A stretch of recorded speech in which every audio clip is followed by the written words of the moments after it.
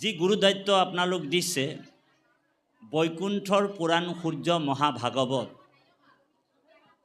এই মহাভাগৱত বোলে মৰ্ত্যৰ নহয়, বোলে স্বৰ্গৰ নহয়, এই মহাভাগৱত বৈকুণ্ঠৰ বুলি কোৱা হৈছে, হয়নে বাৰু?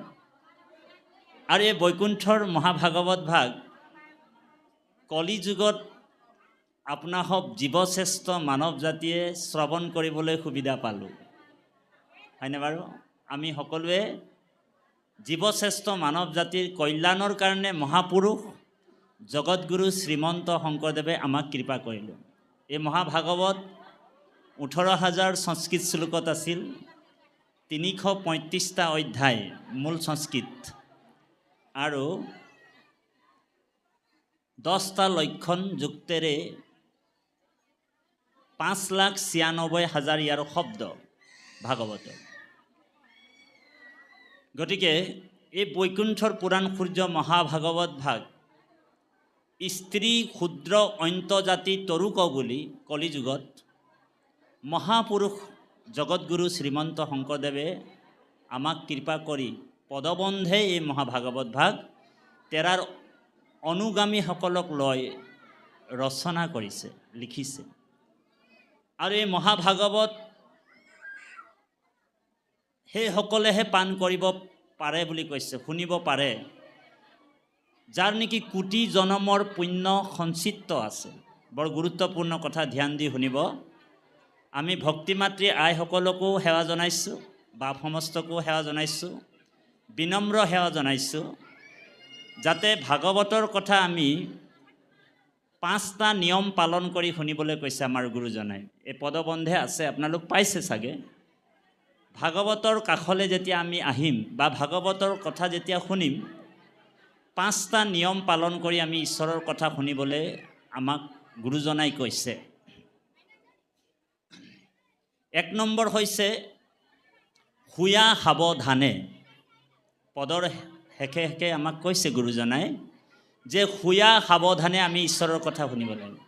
লাগিলে 2 ঘণ্টা শুনো, 1 ঘণ্টা শুনো, 20 মিনিট শুনো, আধা ঘণ্টা শুনো, এই 5টা নিয়ম পালন কৰি আমি ঈশ্বৰৰ কথা শুনিলেহে আমাৰ কামত আহিব। নহ'লে আমি ভাগৱত শুনি শুনি আমাৰ চুলিও যদি পকিও যায়, আমি বুঢ়া হৈ গ'লেও কিন্তু ভাগৱতত যিটো কৈ আছে আমাক, ভাগৱতত আত্মবিশ্লেষণৰ কথা কৈছে। ভাগৱত মানে হৈছে আত্মাৰ বিশ্লেষণ, তাৰমানে আত্মাৰ পোষণ, আত্মাৰ খাদ্য।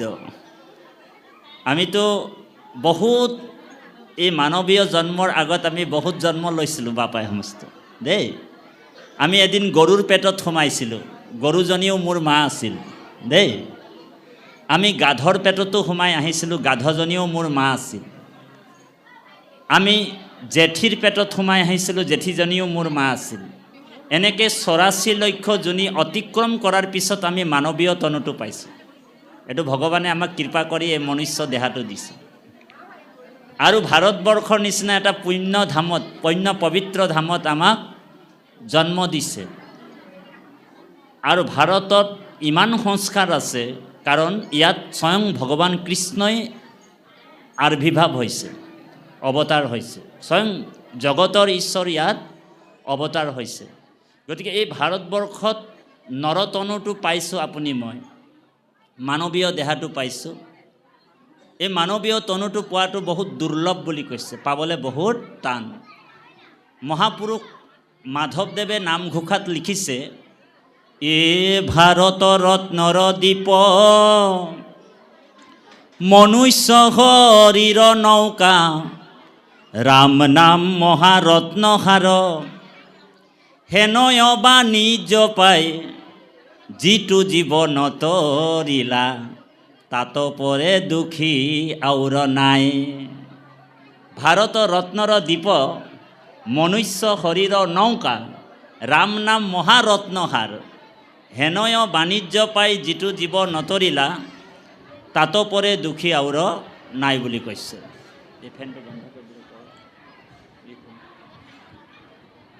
গতিকে এই ভূমিত আমি নৰতনু পাইছোঁ।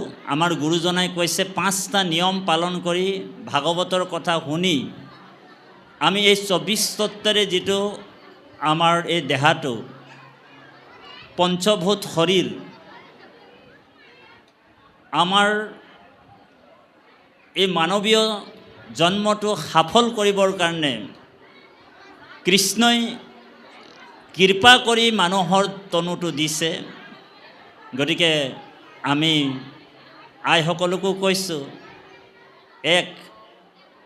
আমি ভাগৱতৰ কথা সাৱধানে শুনিব লাগিব। ভাগৱততে লিখিছে গুৰুজনাই। 2, ভাগৱতৰ কথা আমি একমনে শুনিবলৈ কৈছে। 3, ভাগৱতৰ কথা আমি একচিতে শুনিবলৈ কৈছে। 4, ভাগৱতৰ কথা নিশবদে আমাক শুনিবলৈ কৈছে। আৰু 5, ভাগৱতৰ কথা আমাক সৰ্বজন একত্ৰিত হৈ ঈশ্বৰৰ কথা শুনিবলৈ কৈছে। নিশবদে, সাৱধানে, একচিতে, একমনে আৰু সৰ্বজন, এই 5টা নিয়ম। তেতিয়াহে আমি ভাগৱত শুনাৰ সাৰ্থক আমাৰ লাভ কৰিব পাৰিম বা পাই সমস্ত। আৰু এই হৰি কীৰ্তন য'ত চলি থাকে, আৰু আমাৰ বাপজনে কৈ গ'ল যে আমি যদি গ্ৰাম্য কথা পাতোঁ, বৰ গুৰুত্বপূৰ্ণ কথা। হৰি কীৰ্তনৰ সময়ে যিটো থাকে আনো কথা পাতি, বোলে এইফালে হৰি কীৰ্তন চলি আছে, হৰি কীৰ্তনৰ সময়ে যিটো থাকে অন্য কথা পাতি, অন্তকালে নিয়াতাকত যমদূতে কৰয় উগ্ৰ শাস্তি বুলি কৈছে। সেই মানুহজনক বোলে যমদূতে অন্তিম সময়ত উগ্ৰ শাস্তি কৰিব, মানে কাণত তাৰ তপত খলা মানে বাই দিব। বুজি পাইছেনে? কাৰোবাৰ যদি শাস্তিটো খাবলৈ মন আছে, তেনেহ'লে অকণমান কথা পাতিবলৈ সেৱা জনালোঁ, ঔ হৰি, ঔ ৰাম। আৰু যদি কাৰোবাৰ মনটো নাই, কথা মানে এই যমৰজাৰ যিটো শাস্তি পাবলৈ মন নাই, তেনেহ'লে আমি আপোনালোকক সেৱা জনাইছোঁ যে আপোনালোক বিনম্ৰভাৱে ঈশ্বৰৰ কথা শুনক। ৰজা পৰীক্ষিতক যেতিয়া ভাগৱতৰ কথা কৈছিল শুকগুৰুৱে, তেতিয়া 2টা চৰ্ত বান্ধি দিছিলে। সেই ৰজা পৰীক্ষিত, মই তোমাক ভাগৱতৰ কথা ক'ম, কিন্তু তুমি মোৰ 2টা চৰ্ত পালন কৰিব লাগিব, তেতিয়াহে মই তোমাক ভাগৱতৰ কথা ক'ম, নহ'লে মই কিন্তু তোমাক ভাগৱতৰ কথা নকওঁ। তেতিয়া ৰজা পৰীক্ষিতে কৈছে যে গুৰুদেৱ, আপোনাৰ কোন 2টা চৰ্ত মই পালন কৰিব লাগে কওক। তেতিয়া প্ৰথম চৰ্তটো দিছিল যে হে ৰজা পৰীক্ষিত, যে তোমাক মই ভাগৱতৰ কথা ক'ম, প্ৰথম চৰ্তটো হৈছে মই যিমান দেৰিলৈকে তোমাক ঈশ্বৰৰ কথা ক'ম, তোমাৰ মনটো কিন্তু এই স্থানৰ পৰা তুমি কেনিও নিব নোৱাৰিবা। এইটো প্ৰথম চৰ্ত। কাৰণ তোমাৰ মনটো যদি বাহিৰত থাকিব আৰু মই তোমাক ঈশ্বৰৰ কথা ক'ম, ধৰি লওক আমাৰ বাপ এজনে ইয়াত আহি বহিছে, কিন্তু গৰুটোক যেনিবা পথাৰত এৰাল দি আহিছে, গৰুটো পানী খালে নে নাই মনটো তালৈও যাব আছে, গৰুটোক পানী খালে নে নাই এনেকুৱা ভাৱনা আহি যাব পাৰে, মনটো তালৈ গুচি যাব। আৰু ইয়াত আহি বহি আছে ঈশ্বৰৰ কথা, মানে ফিজিকেলি তেওঁ ইয়াত বহি আছে, মোৰ ফালে চাই আছে, কিন্তু মনটো ইয়াত নাথাকিবও পাৰে। বৰ গুৰুত্বপূৰ্ণ কথা। আমাৰ আইসকলে যেনিবা ইয়ালৈ আহিছে, আমাৰ ৰহিলা আইগৰাকী মোৰ ফালে চাই থকাটো চবেই দেখিছে যে আইগৰাকী মোৰ ফালে চাই আছে, কিন্তু মনটো ইয়াত নাথাকিবও পাৰে। ঘৰত বোলে দৰ্জাটো বন্ধ কৰিলোঁ, কিন্তু পাকঘৰৰ খিৰিকীটো খোলা থৈ আহিলে নেকি, হয়নে বাৰু? মনটো তালৈও যাব পাৰে। গতিকে সেইকাৰণে কৈছে যে মই তোমাক ঈশ্বৰৰ কথা ক'ম, মনটো তোমাৰ যদি বাহিৰত থাকিব, ফিজিকেলি তুমি ইয়াত থাকিবা, তোমাৰ কি হ'ব? অশ্ৰদ্ধা হৈ যাব। আৰু অশ্ৰদ্ধাজনক যদি আমি ঈশ্বৰৰ কথা কোৱা হয়, অশ্ৰদ্ধায়ে হেলায়ে নপাতে কাণ, তাকো দেই যিটো নামৰ দান, সিও নামৰ দ্ৰোহী হৈ যায়। আমিও সেইকাৰণে আমাক আমোচন পাপ লাগি যাব বুলি কৈছে। ৰজা পৰীক্ষিতক কৈছে যে হে ৰজা পৰীক্ষিত, তোমাৰ একো নহয়, কিন্তু মই যে ক'ম ঈশ্বৰৰ কথা তোমাক, তোমাৰ দুখ নহয়, কিন্তু মোৰ কিন্তু আমোচন পাপ লাগি যাব। সেই বুলি প্ৰথম চৰ্তটো দিছে। আৰু দ্বিতীয়টো চৰ্ত দিছিলে কি, যে হে ৰজা পৰীক্ষিত, মই তোমাক ভাগৱতৰ কথা ক'ম, যিমান দেৰিলৈকে তোমাক ঈশ্বৰৰ কথা ক'ম, তুমি কিন্তু জলৰ বাহিৰে, পানীৰ বাহিৰে তুমি একো অন্ন বা ভোজন কৰিব নোৱাৰিবা। এইটো দ্বিতীয় ছাত্ৰত। গতিকে সেই বাপাই সমস্ত আজি 5200 বছৰ পূৰ্বে ভাগৱত পৃথিৱীলৈ আহিছিল। গংগা নদীৰ পাৰতে অভিশপ্ত ৰজা পৰীক্ষিতকে ভাগৱতৰ কথা শুকগুৰুৱে শ্ৰৱণ কৰাইছিল।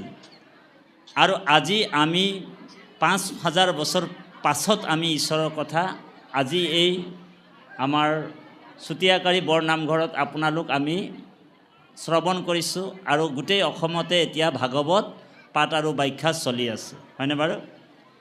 গতিকে আমি কলিযুগৰ মানুহ, কলিযুগৰ মানুহৰ আয়ুটো কম, 1। 2 নম্বৰ মনটো চঞ্চল, 3 নম্বৰ মনটো মলিন, হয়নে বাৰু?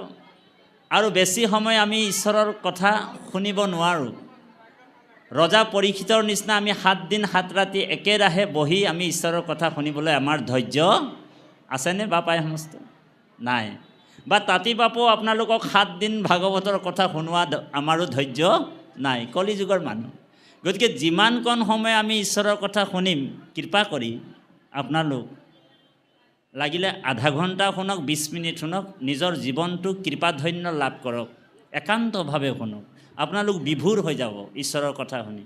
কাৰণ ভগৱন্তই কৈছে, শুকগুৰুৱে কৈছে, অল্পকালে সাধে সিদ্ধি কৃষ্ণৰ ভকতি, 2 দণ্ডে পাইলা গতি খটাংগ নিৰপতি, স্মৰণম মাত্ৰেন জন্ম সংসাৰ বন্ধন বিমোচতে। ভগৱন্তৰ কথা বা ভগৱন্তৰ কথাৰ লগত জড়িত হোৱা, নবিধ ভক্তিৰ লগত জড়িত হোৱা যিজন জীৱশ্ৰেষ্ঠ মানৱ স্মৰণ কৰাৰ লগে লগেই তেওঁ জন্ম সংসাৰ বন্ধনৰ পৰা মুক্তি পাব পাৰে বুলি কৈছে, ভাগৱত নিৰ্ণয় কৰিছে। গতিকে বাপাই সমস্ত আমি এই পৰমাত্মা ভগৱন্তৰ কথা কলিযুগত আপুনি মই যে শুনিবলৈ পাইছোঁ, আমাতকৈ ভাগ্যৱান মানুহ আৰু এই সংসাৰত নাই।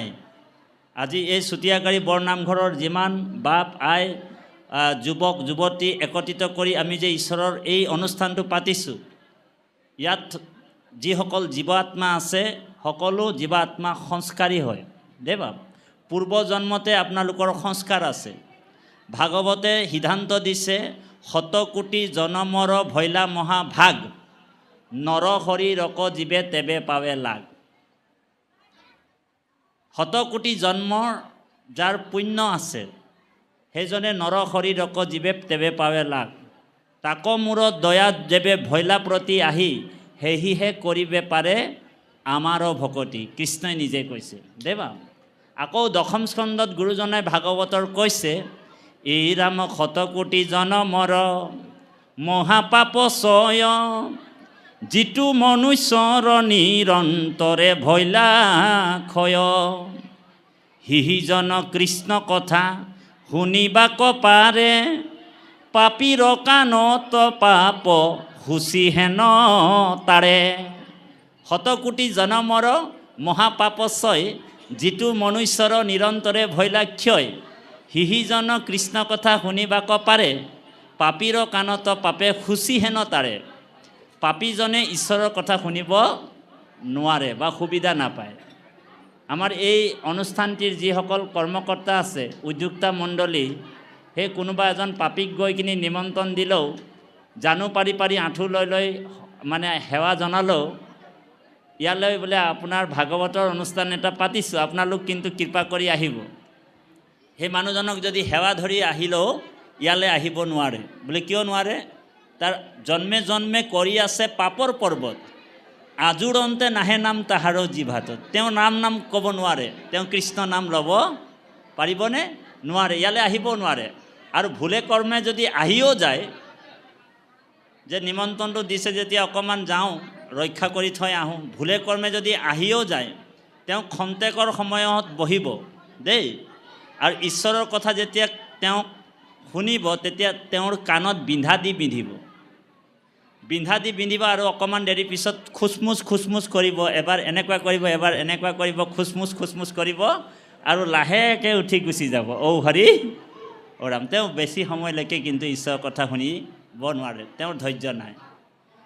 ভাগৱতৰ কথা, সেইকাৰণে ভাগৱতৰ প্ৰথম স্কন্ধতে শুকগুৰুৱে ঘোষণা কৰিছে, অপূৰ্বতে নজানে কেব, অ পৃথিৱীত শুকদেৱ, অকলি যুগে কৰিলা প্ৰচাৰ, বিচাৰি নিশ্চয় কৰি পিয়ায়াক কৰ্ণ ভৰি, মহাভাগ্য আছে যাৰ নেকি মহাভাগ্য আছে।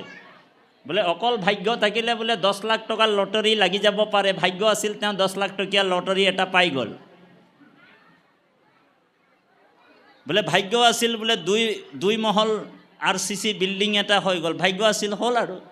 ভাগ্য আছিল তেওঁৰ চাকৰি এটা ভাল হৈ গ'ল। কিন্তু সেইসকল জীৱাত্মাইহে, পুণ্য আত্মাইহে ভাগৱতৰ লগত জড়িত হ'ব পাৰে, যাৰ নেকি মহাভাগ্য আছে। বা পাই সমস্ত 3টা বস্তু মহাপুণ্যৰ ফলত লাভ হয়। এক হৈছে মহাপুণ্যৰ ফলত সাধুৰ সং হয়, এই ভকতৰ সংটো মহাপুণ্যৰ ফলতেহে লাভ হৈছে। 1। 2 নম্বৰ, মহাপুণ্যৰ ফলত সুপুত্ৰ পায়। এজন বৈষ্ণৱ পুত্ৰ পাবলৈ হ'লেও মহাপুণ্য লাগিব। তই হেন বৈষ্ণৱ পুত্ৰ ভৈলি যাৰ, 21 পুৰুষ তুমি কৰিলা উদ্ধাৰ। নৰসিংহ ভগৱানে, নৃসিংহ ভগৱানে ভক্ত প্ৰহ্লাদক কৈছিলে এই কথাটো, যে তোমাৰ নিচিনা বৈষ্ণৱ পুত্ৰ যিটো বংশত উৎপন্ন হ'ব, সৃষ্টি হ'ব, আজিৰ পৰা মই নতুন সংবিধান বনাই দিলোঁ। যে আজিৰ পৰা এনেকুৱা এটা সংবিধান আগত নাছিল, পূৰ্বত নাছিল, যে তই হেন বৈষ্ণৱ পুত্ৰ ভৈলি যাৰ, 21 পুৰুষ তুমি কৰিলা উদ্ধাৰ। বৰ্তমানৰ 7 পুৰুষ আৰু ভৱিষ্যতৰ 14 পুৰুষ উদ্ধাৰ হ'ব। সেইকাৰণে আমি এজন বৈষ্ণৱ পুত্ৰৰ সৃষ্টি কৰিব লাগিব, আমি আইসকলক কৈছোঁ। আৰু 3 হৈছে মহাপুণ্যৰ ফলত সুপত্নী পায়, সুভাৰ্যা পায়। যিগৰাকী পত্নী ধৰ্মপৰায়ণী, যিগৰাকী পত্নী সুনীতিপৰায়ণী, যিগৰাকী পত্নী ভক্তিপৰায়ণী, সেইগৰাকী পত্নী আপোনাক ভগৱত ভক্তি আগবঢ়াব আৰু নিজৰ স্বামীজনক পতনৰ পথৰ পৰা ঘূৰাই অনাটোকে পত্নী বুলি কৈছে। নিজৰ স্বামীজন যদি কেনেবাকৈ যদি পতনৰ ফালে গৈ আছে, ঔ হৰি ঔ ৰাম কৰি ঢেলেং পেলেং কৰি থাকে স্বামীজন, আৰু সেই স্বামীজনক যদি ঈশ্বৰৰ ভগৱত ভক্তিৰ ফালে আনিব পাৰে, ঈশ্বৰৰ 2 এষাৰ কথা কয়, ভগৱন্তৰ ভকতৰ সং দিয়াব পাৰে, সেইগৰাকী আচলতে সেইগৰাকীকে পত্নী বুলি কোৱা হয়, যিগৰাকী ধৰ্মপৰায়ণী বা ভক্তিপৰায়ণী হয়। কিন্তু যিগৰাকী পত্নীয়ে বাপজনক নামঘৰত আহিবলৈ বাধা দিয়ে, ভকতীয়া অনুষ্ঠানত আহিবলৈ বাধা দিয়ে, ঈশ্বৰ সেৱাৰ পৰা বঞ্চিত কৰি ৰাখে, সেইগৰাকী পত্নী কিন্তু নিজৰ স্বামীজনক নৰকৰ ফালে লৈ যাব। বৰ গুৰুত্বপূৰ্ণ কথা। আমি অকণমান নিজৰ ভাষাটো লগাইছোঁ, বেয়া পাব নেকি আপোনালোক? যিগৰাকী পত্নীয়ে আপোনাক ক'ব যে আজিও গেলি তুই ভাগৱতে, বোলে কালিও গেলি তুই ভাগৱতে, সব দিন যদি ভাগৱতে যাই থাকবি তো ঘৰেৰ বাজাৰটা কে কৰবে? তেনেকুৱা এগৰাকী যদি পত্নী পাই যায়, তেনেহ'লে ঔ হৰি ঔ ৰাম। আমাৰ আইসকলক আমি সেৱা জনাইছোঁ, আপোনালোকো নহয় বাৰু, এই স্থানৰ নহয়। কিছু ক্ষেত্ৰত দেখা যায় আইসকলক যদি নিজৰ স্বামীজন কয় যে হৰি শুনিছানে, বোলে কি হ'ল, ব'লা বোলে নামঘৰলৈ যাওঁ, তেতিয়া আইগৰাকী কি কয় জানেনে? বোলে আইগৰাকীৰ 66টা বেমাৰ দেখুৱাই দিয়ে, বোলে মোৰ ভৰি বিষ, আঁঠু বিষ, কঁকাল বিষ, আজি আপুনিয়ে আগবাঢ়ক, সেই বুলি কয়, হয়নে? কিন্তু আইগৰাকীক যদি কোৱা হয় হৰি ব'লা শ্বপিং কৰিবলৈ যাওঁ, তেতিয়া লগে লগে আঁঠু বিষ, ভৰি বিষ চব ভাল হৈ যাব। 2 মহল 3 মহল মানে বিগ বজাৰ, বিশাল মাৰ্কেট একদম দৌৰি দৌৰি উঠি যাব, হয়নে বাৰু? কিন্তু নামঘৰৰ ফালে যদি কোৱা হয় বোলে নামঘৰলৈ যাওঁ বুলি ক'লে আঁঠু বিষ, পেটৰ বিষ, ভৰি বিষ বুলি কয়। কিন্তু আমাৰ আইসকল নহয় বাৰু তেনেকুৱা। কৃষ্ণ।